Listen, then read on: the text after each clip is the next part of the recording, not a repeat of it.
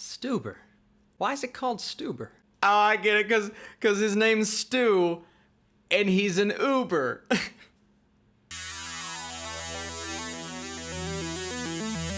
What is up, Flick fans, and welcome back to my channel, and welcome to another brand new review. Today we're talking about Stuber. So get in the comments section and let me know what you thought about this movie. Was it funny? Because that's the main goal of a comedy, is to make you laugh. And then did you think the movie was disappointing, underwhelming, or did you enjoy it? Let me know all of those things in the comments section down below, and let's talk about Stuber. So a mild-mannered Uber driver named Stu is recruited by a detective into an unexpected night of adventure. Start with the title, Stuber. Some people may like it because it's a play on the fact that his name is Stu. He's an Uber driver. Makes a lot of sense, right? But as a title to draw in a crowd, listen, we don't need a good title to draw in the crowd because we have Dave Bautista, we have Kumail Nanjiani, two incredible comedic forces at this point. But then you have the name Stuber, and for me, it's just like, Stuber?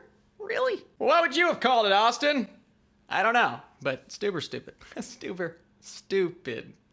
Well, I'm not funny. Was the movie funny? That's the big question here, because comedies are always the hardest thing to critique because comedy is just a subjective thing in general. And when you have a movie like this, I think the main goal, what you should critique it on the hardest, is whether it's funny or not, right? If it's not funny, even if the movie is super creative and it does things that other comedies don't do, then it's like, well, it didn't really fulfill its purpose as a comedy, because that's the goal it is set out to accomplish, and it clearly pitched that in the trailer. So did this movie accomplish that? Not entirely. It was way less funny than I expected it to be. I still had some laughs and some chuckles, and there was one guy in my theater laughed harder than anyone that I've heard laugh in a theater all year. The guy was cackling through everything, and I mean everything. And I was with him like half the time. I think some of Kumail, and this is a weird thing to say because the guy is such a comedic force, it's hard for him not to deliver a line and it not bring me the biggest belly laugh I've had all year. Because in a movie like The Big Sick, which is a completely different film, it's more of a rom-com, but that movie works so well because his dry humor just carried the entire film.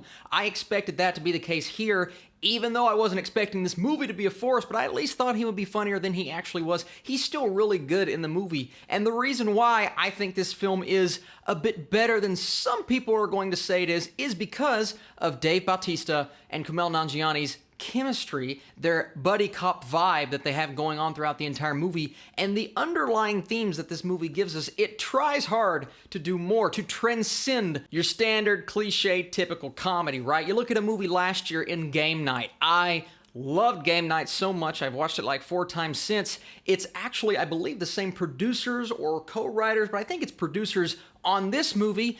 That movie worked super well because it was really funny, and on top of that, it transcended being a comedy. This film tries its absolute best to transcend that. At times, I enjoyed the subplots. At other times, they were so predictable, and every single plot point, every single beat, you could just see coming from a mile away, and it got me to the point to where I'm just like, okay, can we move past this storyline, get these characters to where they need to go, and have some decent laughs along the way? And it did deliver that. Some decent laughs, reasonable chemistry between the two actors, and a storyline that was kind of engaging, because all poor Stu wants is to get back to this very important element of his life involving a girl. And that was actually one storyline that I did not mind because of where it led and because of how Stu's character grew. But he can't do that because Dave Bautista's character is literally pulling him into every single situation. So this wasn't made very clear in the trailers. It's in the summary, so it's not a huge spoiler, and it's a comedy, so what is there to spoil? But the character of Vic just had laser eye surgery. He's after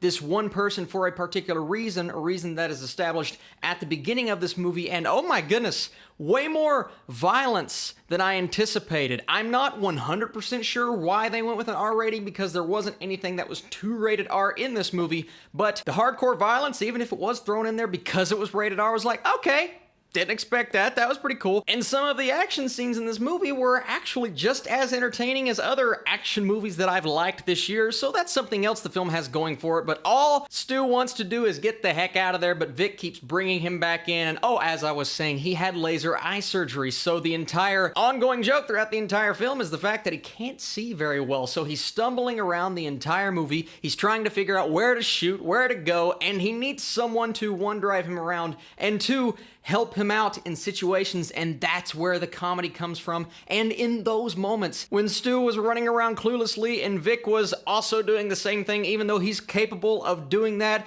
that's what worked for me about this movie. That was genuinely funny, and the film, like I said, tries to go deeper. It doesn't get there every single time, but every now and then it works on an emotional level because, and I think here's the big reason why I got something out of this movie, the chemistry is just there between the two actors. Batista continues to get better every time I see him. Wasn't as funny here as I anticipated, but he was really good. Kumail, like I said, wasn't as funny, but those two playing off of each other provided for some very good moments, some good scenes, some things that are a bit more memorable in terms of what I've seen in a comedy this year. And because of that, I can say that while this movie was a bit of a disappointment, I wanted to laugh more, I wanted more out of the story, I wanted to connect to the characters more. At the end of the day, I look back and I go, you know what? It was charming. I had a bit of fun. I think I like it a bit more than some critics out there, but you know what? That's okay. All comedy is subjective. What worked for me may not work for you, and I'm not saying this movie is one of the funniest things I've seen this year, but